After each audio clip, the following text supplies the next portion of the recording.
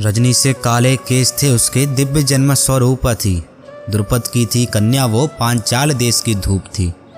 संध्या सा यौवन था, अग्नि सम उसका तेज था। ज्ञानमान में पांचाली का, माँ बाणी सा विवेक था। सुन विचार पांचाली के स्वयंवर का, पांचाल नगरी झंकरत थी। निर्णय होना था वर का, जिससे वह मीन छत पर अलंकृत थी। उठा धनुष शिव शंकर का, करना था पंच बाण संधान। मीन चक्षु को वेदना था, तेल पात्र में करके ध्यान। फिर पार्थ संग द्रौपदी के बोले, देखो माँ मैं क्या भिक्षा लाया। पांचों भाई आपस में बांट लो, जैसे मैंने है सिखाया। पंचपति बन पांचाली ने पूर्ण माता का कथन किया। इस विवाह ने सृष्टि में एक महाप्रलय का सृजन किया।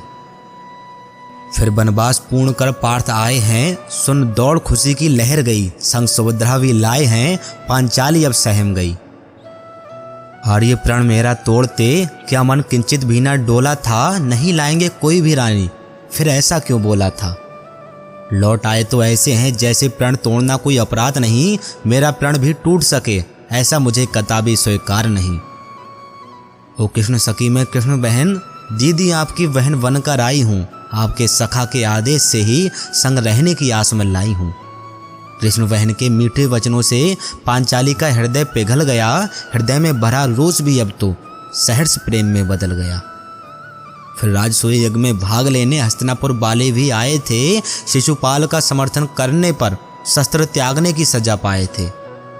अपमान लिए मन में दुर्योधन माया महल में गिर गया। कृष्णा की एक हंसी के कारण उसका भविष्य था लिख गया।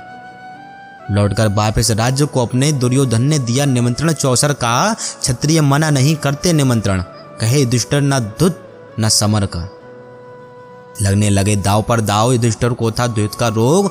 हार रहे थे सब कुछ हारे महल, इंद्रप्रस्थ फिर लोग। लगाया दाव फिर अनजो पर, अब खुद को लगाना मजबूरी था। हार गए हैं खुद को युधिष्ठिर, हारना द्रौपदी को जरूरी था। पांडव कुल की कुल वधू वो द्रौपदी सकुमारी थी। एक वस्त्र में खड़ी आज वो पांचाली बेचारी थी। केसों से खींचकर इसको जंघा पर मेरी आज बेटा, भाभी राजा मैं हस्तिनापुर का, करना मेरा मान सिखा। अरे आंखों में भरे थे आंसू, लल्ला में बहता सोड़ित था। मन में मान नहीं अपमान मिला, कड़ कड़ में उसके अंकित था। लहू गिरा जिस भूमि पर वो पत्थर पत्थर जिंदा है। जो कहकर चीख पुकारी थी वो अक्षर अक्षर जिंदा है। खींच रहा है चीर को पापी, कृष्णा की आंख में भरा है पानी। लाज बचाने को लड़ना है, पांचाली ने मन में ठानी। नजर झुकाकर क्या होगा, नजर उठाकर धर्म कीजिए। क्षणिक मान लो बेटी अपनी लाज बचाने कर्म कीजिए। संबंधियों से भरी सवादी पांचाली ने मदद की गुहार की। कृष्ण वसे थे मन में उसके, उसने फिर सखा से पुकार की। लाज बचा लो ओ मधुसूदन, उसकी मौलिक अभिव्यक्ति है। तुमसा नहीं कोई मेरा यहाँ, तुमसे ही मेरी शक्ति है। करवत खड़ी हूँ बीच सभा में, तुम ही मेरी आस हो। तुम ही धरोगे आन मेरी, बस तुम ही मेरे पास हो।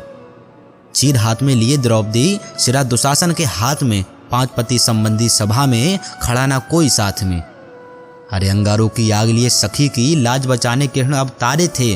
वस्त्र रूप में आकर व्रजनंदन कृष्णा को संघारे थे। भरी सभा में फिर कृष्ण ने कृष्णा का अभिषेक किया। पांचाली के श्राप ने फिर समाप्त द्वैत का मैला खेल किया। अग्निसुता जो नारी है वो नारी अपमानित कैसे। जिस कुल में अपमान हुआ वो कुरुकुल सम्मानित कैसे। विचा द्वंद्व फिर चौसर का, दाव 13 वर्ष वनवास का। हार गए पांडव उसको नहीं काट शकुनी की चाल का। जाना था वनवास को अब मार्ग ना कोई बाकी था। महलों में रहने वाला 13 वर्ष वनवासी था। 13वें वर्ष के लिए भेष कही द्रौपदी बनी रानी की दासी। जो कई महलों से ऊपर थी वह रानी की प्रेम अभिलाषी। अरे युद्ध टालने के प्रयास में कृष्ण गए हस्तिनापुर ले शांति संदेश। दुर्योधन ने तनिक ना मानी, युद्ध के सिवाय न थी कोई राह शेष। पांचाली ने पिता पुत्र पति भाई सबके माथे तिलक लगाया है। प्रण के खातिर अपने अपमान का उसने हृदय पर पत्थर बिठाया है। 13वें दिवस के युद्ध में वीर अभिमन्यु अनंत नींद में सो गया। नियति ने कैसी चाल चली कि पांचाली का प्राण प्रिय भी खो गया। अरे चीर दी छाती भीम ने पांचाली के अपराधी की। कसमें पूरी की भीम ने पांचाली से शादी की। केस दोहे दुशासन के रक्त से पूरा हुआ पांचाली का प्राण। दुर्योधन की जंगा टूटने से पूर्ण हुआ महाभारत का रण। पर पांचाली के भाग में अब भी हर्ष के ना कोई स्थान थे। प्राण लिए अश्वत्थामा ने उसकी पंच संतान के। क्षमा किया था द्रोण पुत्र को वो पांचाली की महिमा थी, सह गई पूरे महासमर को वो स्त्री शक्ति की गरिमा थी। लाज बचाई मधुसूदन ने वो सखा सखी की निशानी थी। पांचाली से पांचाली तक महाभारत की कहानी थी, महाभारत की कहानी थी।